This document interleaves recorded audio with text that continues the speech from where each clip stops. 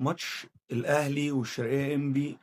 الكابتن حسين عموته بدأ الماتش بتشكيل كويس، بس في 3 خوازيق في التشكيل. اول خازوق كوكا، وده اكبرهم، وتاني خازوق طاهر محمد طاهر، وتالت خازوق كريم فؤاد بيلعبه ناحيه الشمال. كريم فؤاد لو لعب ناحيه اليمين مفيش حد في مصر هيلعب عليه باك يمين. تمام، دي نقطه. انت فين علي محمود من الاول؟ ليه علي محمود قاعد دك؟ ليه منصف بكرار راس حربة، مع ان كلنا عارفين ان منصف بكرار خطورته وهو بره المنطقه، لانه كوير، كورته حلوه، لعيب، يجري ناحيه اليمين، يجري ناحيه الشمال، يكمل جوه منطقه الجزاء. فليه العناد؟ ليه بتعاند نفسك؟ ليه نفس التشكيل ماتش برشلونه؟ طب ماتش برشلونه قلنا انت بتجرب وبتاع، وماتش ودي ملوش لازمه فعادي. طب ليه انت بتعاند ليه؟ يعني ليه؟ افهم. زيزو بيلعب كويس في نص الملعب، ولكن خطورته هتفضل ناحيه الوينج اليمين يعني. تمام، فاحنا عايزين نفوق. ربنا كرم بغلطتين ملهمش 30 لازمه، واحده من كوكا يعني لا تغتفر. انا مش عارف كوكا، يا كوكا انا هسالك سؤال. انت بتعاندنا يعني؟ انت يا ابني حد مسلطك علينا؟ يعني انت حد مسلطك علينا؟ يعني انت بتعمل معانا كده ليه؟ انت تلعب في النادي الاهلي، وانت بتلعب فين يعني؟ ما انا مش فاهم.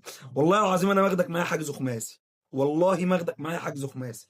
فانت يعني مش عارف انت عايز مننا ايه يا كوكا؟ يعني انت مش انا مش فاهم انت عايز مننا ايه. ولكن خلينا نقول ان في ايجابيات في الماتش، في ايجابيات في الماتش، واهم ايجابيه من وجهه نظري عوده الروح وعودة المكسب بعد ما تبقى متأخر. اللعيبة ما كانتش مستسلمة، اللعيبة كانت بتجري وبتروح وبتصنع فرصة واثنين وثلاثة. ودي عودة الروح، دي أهم حاجة بالنسبة لي. يعني أهم نقطة في ماتش النهاردة عودة الروح في الفريق. خلينا نقول ان الفتره الجايه فتره صعبه. عجبتني قوي تصريحات حسين عموته بعد الماتش لما اتسال على امام ان هو مش مصاب، ولكن ان هو ما كانش جاهز بدنيا.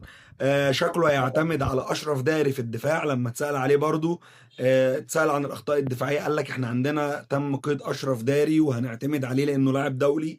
فخلينا نقول ان في ايجابيات. المدرب بدأ يحط ايده على نقط ضعف الفريق او المشاكل بتاعه الفريق، التغيير الجذري في الاداء والنتيجه. فخلينا نشوف انت من وجهة نظرك، قول لي مين احسن لاعب عجبك النهارده، ومين اسوأ لاعب ما كانش موفق. وقول لي انت تتوقع التشكيل اللي جاي في الماتش اللي جاي ممكن يعتمد على مين، ومين يخرج من التشكيل. احب اقول لك ان من الاخر العمده بيقدم محتوى فاخر.